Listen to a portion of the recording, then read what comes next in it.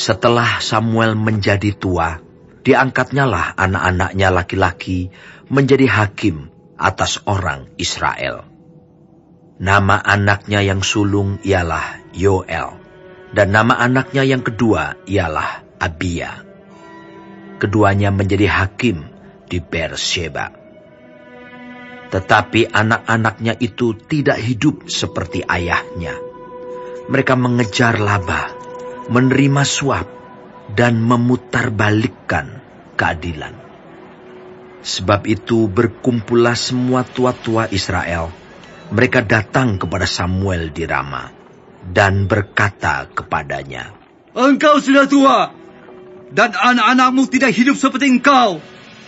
Maka angkatlah sekarang seorang raja atas kami untuk memerintah kami, seperti pada segala bangsa-bangsa lain."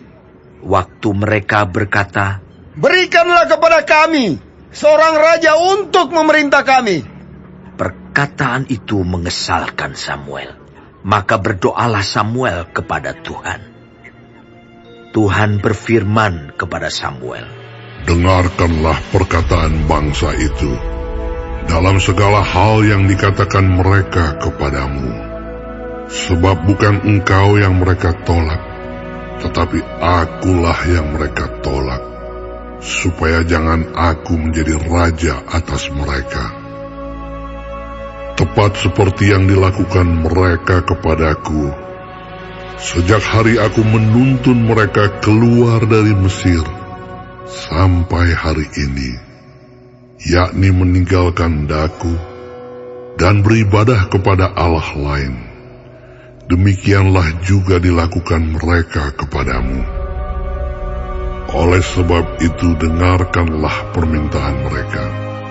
Hanya peringatkanlah mereka dengan sungguh-sungguh, dan beritahukanlah kepada mereka apa yang menjadi hak raja yang akan memerintah mereka." Dan Samuel menyampaikan segala firman Tuhan kepada bangsa itu, yang meminta seorang raja kepadanya. Katanya, "Inilah yang menjadi hak raja yang akan memerintah kamu itu. Anak-anakmu laki-laki akan diambilnya dan dipekerjakannya pada keretanya dan pada kudanya, dan mereka akan berlari di depan keretanya. Ia akan menjadikan mereka kepala pasukan 1.000 dan kepala pasukan 50. Mereka akan membajak ladangnya dan mengerjakan penuaian baginya. Senjata-senjatanya dan perkakas keretanya akan dibuat mereka. Anak-anakmu perempuan akan diambilnya sebagai juru campur rempah-rempah, juru masak dan juru makanan. Dari gandummu, dari hasil kebun anggurmu, akan diambilnya 1/10, dan akan diberikannya kepada pegawai-pegawai istananya, dan kepada pegawai-pegawainya yang lain. Budak-budakmu laki-laki, dan budak-budakmu perempuan, ternakmu yang terbaik, dan keledai-keledaimu akan diambilnya, dan dipakainya untuk pekerjaannya. Dari kambing dombamu akan diambilnya 1/10, dan kamu sendiri akan menjadi budaknya. Pada waktu itu kamu akan berteriak karena rajamu yang kamu pilih itu, tetapi Tuhan tidak akan menjawab kamu pada waktu itu." Tetapi bangsa itu menolak mendengarkan perkataan Samuel, dan mereka berkata, "Tidak, harus ada raja atas kami. Maka kami pun akan sama seperti segala bangsa-bangsa lain. Raja kami akan menghakimi kami dan memimpin kami dalam perang." Samuel mendengar segala perkataan bangsa itu dan menyampaikannya kepada Tuhan. Tuhan berfirman kepada Samuel, "Dengarkanlah permintaan mereka, dan angkatlah seorang raja bagi mereka." Kemudian berkatalah Samuel kepada orang-orang Israel itu, "Pergilah masing-masing ke kotanya.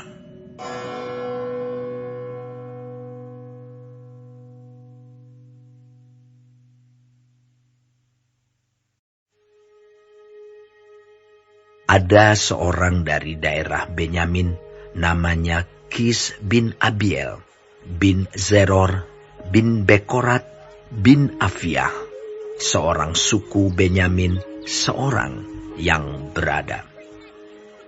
Orang ini ada anaknya laki-laki, namanya Saul, seorang muda yang elok rupanya. Tidak ada seorang pun dari antara orang Israel yang lebih elok daripadanya. Dari bahu ke atas, ia lebih tinggi daripada setiap orang sebangsanya. Kis, ayah Saul itu, kehilangan keledai-keledai betinanya. Sebab itu berkatalah Kis kepada Saul, anaknya, "Anakku, ambillah salah seorang bujang, bersiaplah, dan pergilah mencari keledai-keledai itu." Lalu mereka berjalan melalui pegunungan Efraim. Juga mereka berjalan melalui tanah Salisa, tetapi tidak menemuinya. Kemudian mereka berjalan melalui tanah Sahalim, tetapi keledai-keledai itu tidak ada. Kemudian mereka berjalan melalui tanah Benyamin, tetapi tidak menemuinya. Ketika mereka sampai ke tanah Zuf, berkatalah Saul kepada bujangnya yang bersama-sama dengan dia, "Mari, kita pulang. Nanti ayahku tidak lagi memikirkan keledai-keledai itu, tetapi khawatir mengenai kita." Tetapi orang ini berkata kepadanya, "Tunggu, di kota ini ada seorang abdi Allah, seorang yang terhormat. Segala yang dikatakannya pasti terjadi. Marilah kita pergi ke sana sekarang juga. Mungkin ia dapat memberitahukan kepada kita tentang perjalanan yang kita tempuh ini."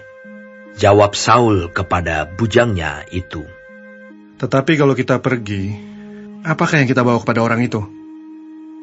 Sebab roti di kantong kita telah habis, dan tidak ada pemberian untuk dibawa kepada abdi Allah itu. Apakah yang ada pada kita? Jawab bujang itu pula kepada Saul, "Masih ada padaku 1/4 sikal perak. Itu dapat aku berikan kepada abdi Allah itu. Maka ia akan memberitahukan kepada kita tentang perjalanan kita." Dahulu di antara orang Israel, apabila seseorang pergi menanyakan petunjuk Allah, ia berkata begini, "Mari, kita pergi kepada pelihat." sebab nabi yang sekarang ini disebutkan dahulu pelihat. Kemudian berkatalah Saul kepada bujangnya itu, Pikiranmu itu baik. Mari kita pergi. Maka pergilah mereka ke kota, ke tempat abdi Allah itu. Ketika mereka naik jalan pendakian ke kota itu, mereka bertemu dengan gadis-gadis yang keluar hendak menimba air. Mereka bertanya kepada gadis-gadis itu, "Pelihat ada di sini?" Jawab gadis-gadis itu kepada mereka, "Ya, ada. Baru saja ia mendahului kamu. Cepat-cepatlah sekarang. Ia datang ke kota hari ini karena ada perjamuan korban untuk orang banyak di bukit pada hari ini. Apabila kamu masuk ke kota, kamu akan segera menjumpainya sebelum ia naik ke bukit untuk makan. Sebab orang banyak tidak akan makan sebelum ia datang, karena dialah yang memberkati korban. Kemudian barulah para undangan makan. Pergilah sekarang, sebab kamu akan menjumpainya dengan segera." Maka naiklah mereka ke kota, dan ketika mereka masuk kota, Samuel yang berjalan keluar untuk naik ke bukit berpapasan dengan mereka. Tetapi Tuhan telah menyatakan kepada Samuel sehari sebelum kedatangan Saul, demikian, Besok kira-kira waktu ini, aku akan menyuruh kepadamu seorang laki-laki dari tanah Benyamin. Engkau akan mengurapi dia menjadi raja atas umatku Israel, dan ia akan menyelamatkan umatku dari tangan orang Filistin. Sebab aku telah memperhatikan sengsara umatku itu, karena teriakannya telah sampai kepadaku. Ketika Samuel melihat Saul, maka berfirmanlah Tuhan kepadanya, Inilah orang yang kusebutkan kepadamu itu. orang ini akan memegang tampuk pemerintahan atas umatku. Dalam pada itu, Saul datang mendekati Samuel di tengah pintu gerbang dan berkata, Maaf, di mana rumah pelihat itu? Jawab Samuel kepada Saul, katanya, Akulah pelihat itu. Naiklah mendahului aku ke bukit. Hari ini kamu makan bersama-sama dengan daku. Besok pagi aku membiarkan engkau pergi, dan aku akan memberitahukan kepadamu segala sesuatu yang ada dalam hatimu. Adapun keledai-keledaimu yang telah hilang 3 hari lamanya sampai sekarang, janganlah engkau khawatir, sebab telah diketemukan. Tetapi siapakah yang memiliki segala yang diingini orang Israel? Bukankah itu ada padamu dan pada seluruh kaum keluargamu? Tetapi jawab Saul, Bukankah aku seorang suku Benyamin, suku yang terkecil di Israel? Dan bukankah kaumku yang paling hina dari segala kaum suku Benyamin? Mengapa Bapa berkata demikian kepadaku? Sesudah itu Samuel mengajak Saul dan bujangnya. Dibawanya ke pendopo dan diberikannya kepada mereka tempat utama di depan para undangan, yang banyaknya kira-kira 30 orang.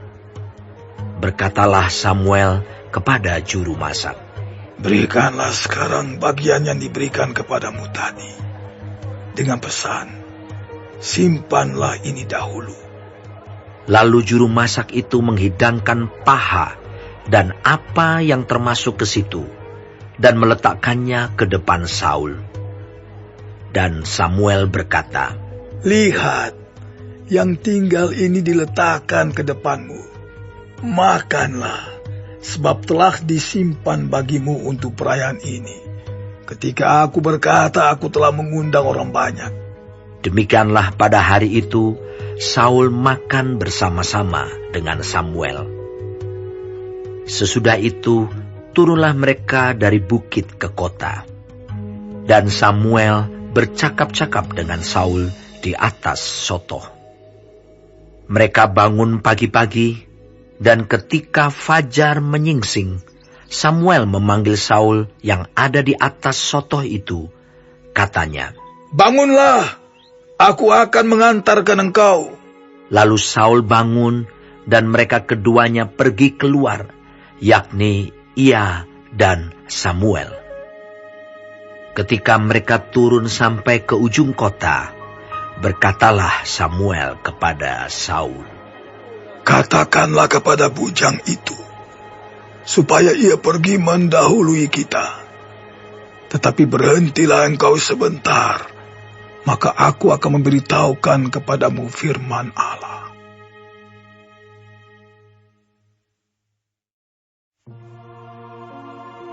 Lalu Samuel mengambil buli-buli berisi minyak, dituangnyalah ke atas kepala Saul, diciumnyalah dia sambil berkata, Bukankah Tuhan telah mengurapi engkau menjadi raja atas umatnya Israel?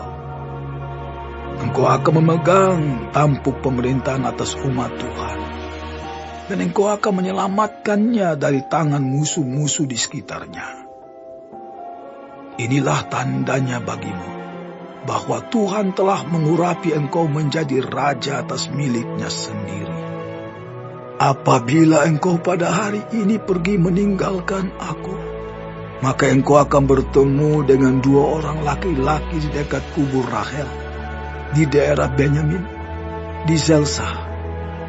Mereka akan berkata kepadamu, keledai-keledai yang engkau cari itu telah diketemukan. Dan ayahmu tidak memikirkan keledai-keledai itu lagi, tetapi ia khawatir mengenai kamu. Katanya, apakah yang akan kuperbuat untuk anakku itu? Dari sana engkau akan berjalan terus lagi, dan sampai ke pohon terbanting Tabor. Maka di sana engkau akan ditemui oleh 3 orang laki-laki yang naik menghadap Allah di Betel. Seorang membawa 3 ekor anak kambing, seorang membawa 3 ketul roti, dan yang lain lagi sebuyung anggur. Mereka akan memberi salam kepadamu dan memberikan kepadamu 2 ketul roti yang akan kau terima dari mereka. Sesudah itu, engkau akan sampai ke Gibea Allah, tempat kedudukan pasukan orang Filistin. Dan apabila engkau masuk kota, engkau akan berjumpa di sana dengan serombongan nabi yang turun dari bukit pengorbanan dengan gambus, rebana, suling dan kecapi di depan mereka. Mereka sendiri akan kepenuhan seperti nabi. Maka roh Tuhan akan berkuasa atasmu. Engkau akan kepenuhan bersama-sama dengan mereka dan berubah menjadi manusia lain. Apabila tanda-tanda ini terjadi kepadamu, lakukanlah apa saja yang didapat oleh tanganmu, sebab Allah menyertai engkau. Engkau harus pergi ke Gilgal mendahului aku, dan camkanlah, aku akan datang kepadamu untuk mempersembahkan korban bakaran dan korban keselamatan. Engkau harus menunggu 7 hari lamanya, sampai aku datang kepadamu dan memberitahukan kepadamu apa yang harus kau lakukan. Sedang ia berpaling untuk pergi meninggalkan Samuel, maka Allah mengubah hatinya menjadi lain. Dan segala tanda-tanda yang tersebut itu terjadi pada hari itu juga. Ketika mereka sampai di Gibea dari sana, maka bertemulah ia dengan serombongan nabi. Roh Allah berkuasa atasnya, dan Saul turut kepenuhan, seperti nabi di tengah-tengah mereka. Dan semua orang yang mengenalnya dari dahulu melihat dengan heran bahwa ia bernubuat bersama-sama dengan nabi-nabi itu. Lalu berkatalah orang banyak yang satu kepada yang lain, apakah gerangan yang terjadi dengan anak Kis itu? Apa Saul juga termasuk golongan nabi? Lalu seorang dari tempat itu menjawab, siapakah bapak mereka? Itulah sebabnya menjadi peribahasa, apa Saul juga termasuk golongan nabi? Setelah habis ia kepenuhan seperti nabi, pulanglah ia. Dan paman Saul berkata kepadanya dan bujangnya, dari mana kamu? Jawabnya, mencari keledai-keledai itu. Tetapi ketika tidak terlihat, maka kami pergi kepada Samuel. Kemudian paman Saul itu berkata, coba ceritakan kepadaku, apa yang dikatakan Samuel kepada kamu? Kata Saul kepada pamannya itu, terus saja diberitahukannya kepada kami, bahwa keledai-keledai itu telah diketemukan. Tetapi perihal menjadi raja yang telah dikatakan Samuel kepadanya, tidak diceritakan kepadanya. Kemudian Samuel mengerahkan bangsa itu ke hadapan Tuhan di Mispa. Dan ia berkata kepada orang Israel itu, beginilah firman Tuhan Allah Israel. Aku telah menuntun orang Israel keluar dari Mesir, dan telah melepaskan kamu dari tangan orang Mesir, dan dari tangan segala kerajaan yang menindas kamu. Tetapi sekarang kamu menolak Allahmu yang menyelamatkan kamu dari segala malapetaka dan kesusahanmu, dengan berkata, tidak, angkatlah seorang raja atas kami. Maka sebab itu, berdirilah kamu di hadapan Tuhan, menurut sukumu dan menurut kaummu. Lalu Samuel menyuruh segala suku Israel tampil ke muka. Maka didapati suku Benyamin. Sesudah itu disuruhnyalah suku Benyamin tampil ke muka menurut kaum keluarganya. Maka didapati kaum keluarga Matri. Akhirnya disuruhnyalah kaum keluarga Matri tampil ke muka seorang demi seorang. Maka didapati Saul bin Kis. Tetapi ketika ia dicari, ia tidak diketemukan. Sebab itu ditanyakan pulalah kepada Tuhan. Apa orang itu juga datang kemari?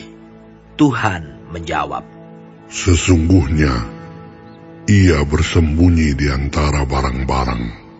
Berlarilah orang ke sana dan mengambilnya dari sana. Dan ketika ia berdiri di tengah-tengah orang-orang sebangsanya, ternyata ia dari bahu ke atas lebih tinggi daripada setiap orang sebangsanya. Dan Samuel berkata kepada seluruh bangsa itu, Kamu lihatkah orang yang dipilih Tuhan itu? Sebab tidak ada seorang pun yang sama seperti dia di antara seluruh bangsa itu. Lalu bersoraklah seluruh bangsa itu demikian. Hidup dia!